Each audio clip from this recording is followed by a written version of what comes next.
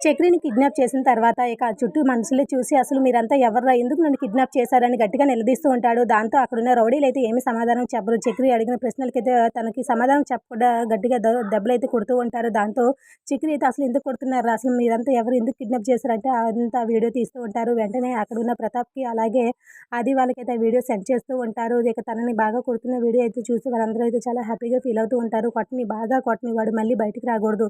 25 సంవత్సరాలు పెంచిన నా కూతురిని గెద్దలా తన్నుకుపోతాడా? వాడికి శిక్ష చాలా తక్కువ. ఎప్పుడు కూడా నా కూతురు మొహం చూడకుండా వాడిని చెయ్యాలి అనేసి మహాలక్ష్మి వాళ్ళ అమ్మ అయితే చాలా కోపంగా మాట్లాడుతూ ఉంటుంది. చక్రిని ఇంకా గట్టిగా కొట్టమని ఇక వాళ్ళకి చెప్తూ ఉంటే వాడు ఎప్పటికి కూడా మరి బయటకు రాడు. మన డబ్బులు తీసుకుని దొంగతనంగా వాడు అక్కడి నుండి పారిపోయాడని ఇక మహాలక్ష్మి అయితే నమ్ముతుంది. వాడు మరి బయటకు రాడు కాబట్టి మహాలక్ష్మి జీవితంలో కూడా వాడు ఉండడు. ఇక మరి మనం గురించి దాని గురించి ఆలోచించక్కర్లేదు. మహాలక్ష్మినైతే మన కంపెనీ వ్యవహారాలు ఇదంతా చూసుకునేలా మనం చూసుకోవాలి అని చెప్పి ఇక వాళ్ళైతే అలా మాట్లాడుకుంటూ ఉంటారు. సడెన్‌గా అక్కడ మహాలక్ష్మిని చూసి మహాలక్ష్మి వాళ్ళ అమ్మ అయితే అలా షాక్ అయ్యి మహాలక్ష్మి వైపే చూస్తూ ఉంటుంది. మహాలక్ష్మి అయితే మొత్తం విన్న తర్వాత చాలా కోపంగా వాళ్ళ వైపు చూస్తూ ఉంటుంది. ఇక ఆదికి అలాగే ప్రతాప్‌కి అయితే ఒక పక్క షాక్ తగులుతూ ఉంటుంది. ఇప్పుడు ఏం నిర్ణయం తీసుకుంటుందో అని టెన్షన్ పడుతూ ఉంటే మహాలక్ష్మి అయితే తన గదికి వెళ్లి వెంటనే వాళ్ళ బావగారికైతే కేశవ, మాధవ వాళ్ళకైతే ఫోన్ చేసి జరిగిందంతా చెప్తూ ఉంటుంది. అంతా విన్న తర్వాత వాళ్ళైతే మరింత టెన్షన్ పడుతూ ఉంటారు. అసలంతా ఇదంతా ఇప్పుడు చక్రి ఎక్కడున్నాడు? ఏం చేస్తున్నాడు? అనేసి అంటూ ఉంటే మరొక పక్క ప్రతాప్ అయితే ఎలాగైనా సరే చక్రి మహాలక్ష్మి జీవితంలో ఉండకూడదనేసి కఠినంగా నిర్ణయం తీసుకుంటూ ఉంటాడు. ఇక